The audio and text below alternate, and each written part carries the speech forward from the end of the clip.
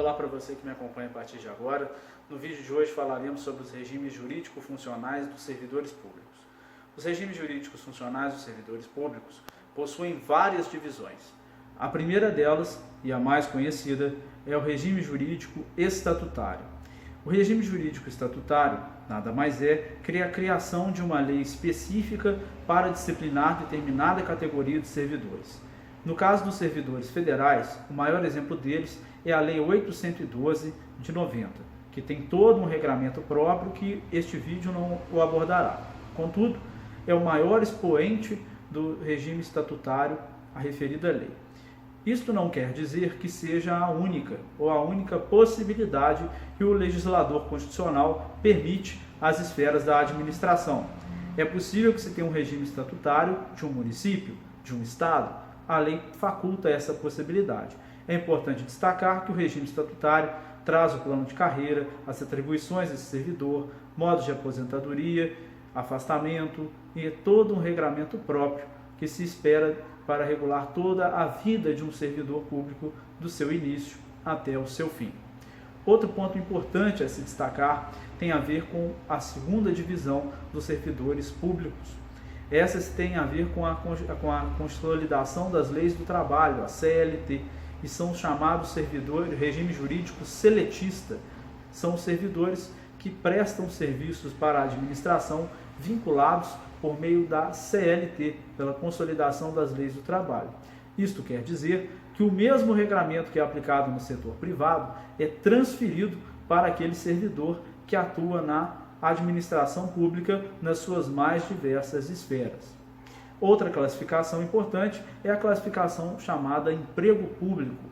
Essa classificação se utiliza de alguns elementos da seletista na ausência de um estatuto completo sobre a categoria de determinado servidor. Portanto, é uma espécie de quimera. Utiliza-se parte do que existe de estatuto e parte do que existe da CLT como complemento.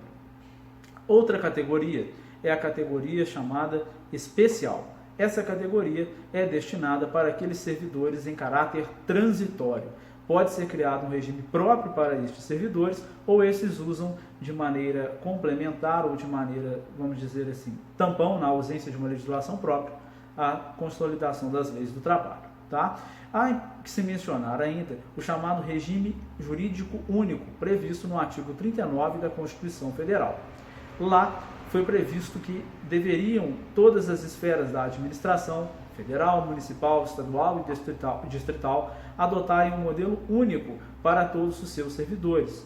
Isso era vamos dizer assim, um planejamento constitucional que, com a emenda 19 de 98, permitiu que não se utilizasse apenas de um regime estatutário, mas que coexistisse um regime seletista também, embora o ideal se almeje um regime único.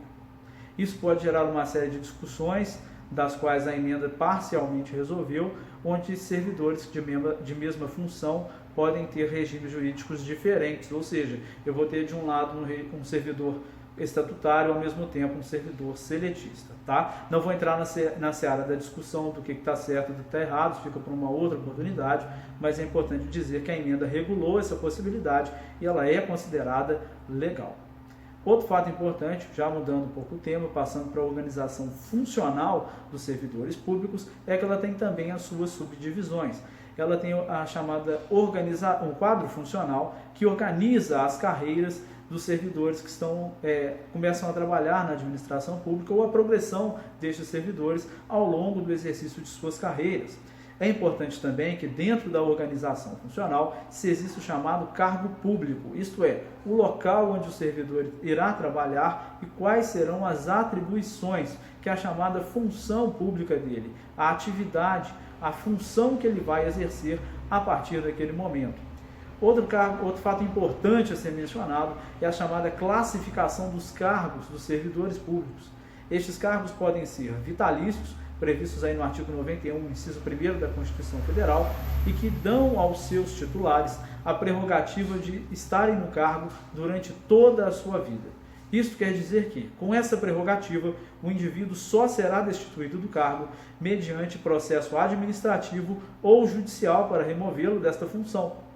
se praticar e for verificado algum excesso, alguma conduta incompatível com o cargo que está sendo exercido.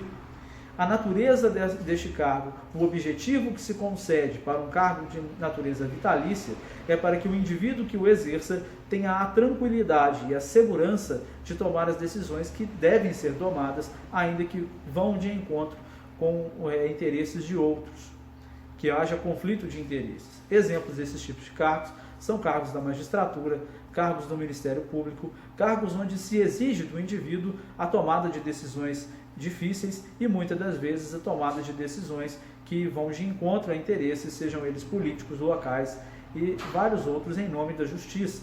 Em razão disso, o indivíduo que tem um cargo vitalício tem a possibilidade, a garantia de tomar as decisões que têm que ser tomadas sem sofrer qualquer tipo de ameaça ou de retaliação. Alguém pode assistir esse vídeo e se questionar, mas e se o indivíduo sofrer? Ele vai usar um dos mecanismos que o direito lhe permite para fazer cessar essa prática. Mas a ideia por trás da vitaliciedade é dar a esse indivíduo condições de trabalho ideais para que ele tome as melhores medidas possíveis sem se sentir ameaçado, sem se sentir lesado de alguma forma ou desprotegido ou ameaçado pelas decisões que terá de tomar.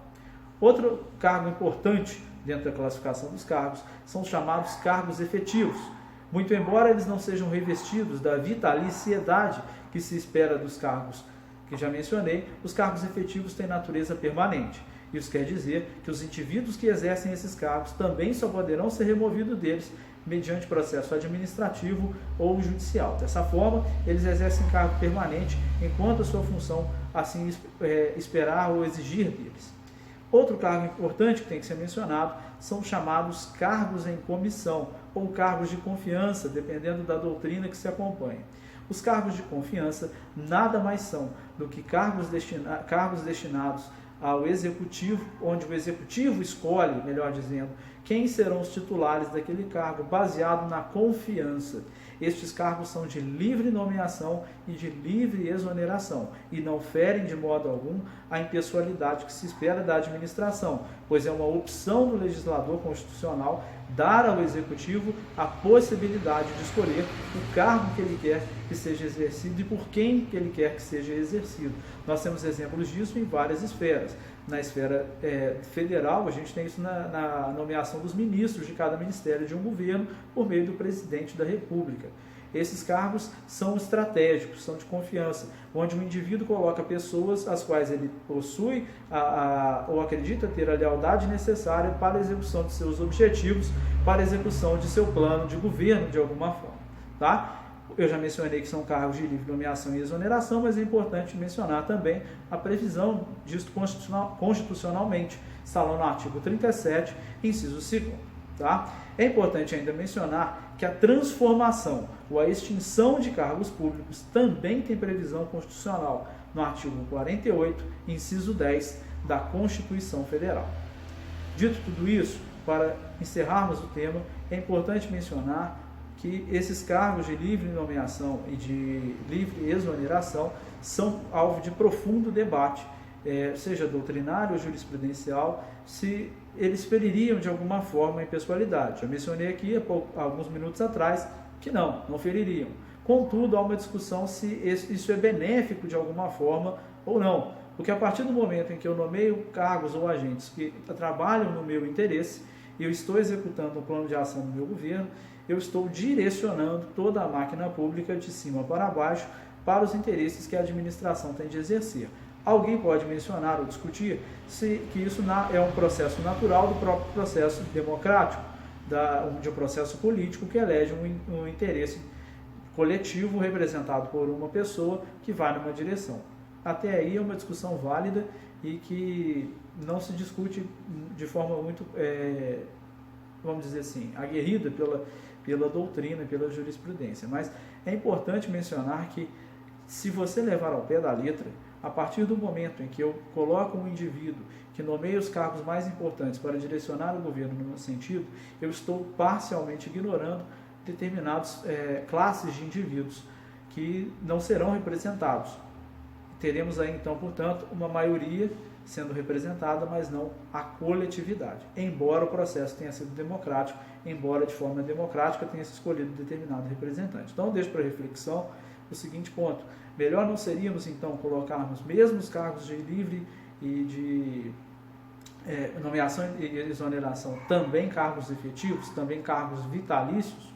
Essa não seria uma opção do legislador para tentar resolver alguns problemas de interesses políticos interferindo em interesses coletivos e sociais e democráticos?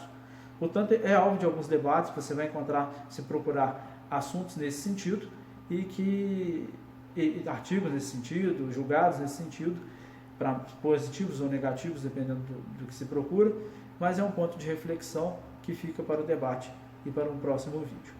No mais, obrigado e até o próximo vídeo.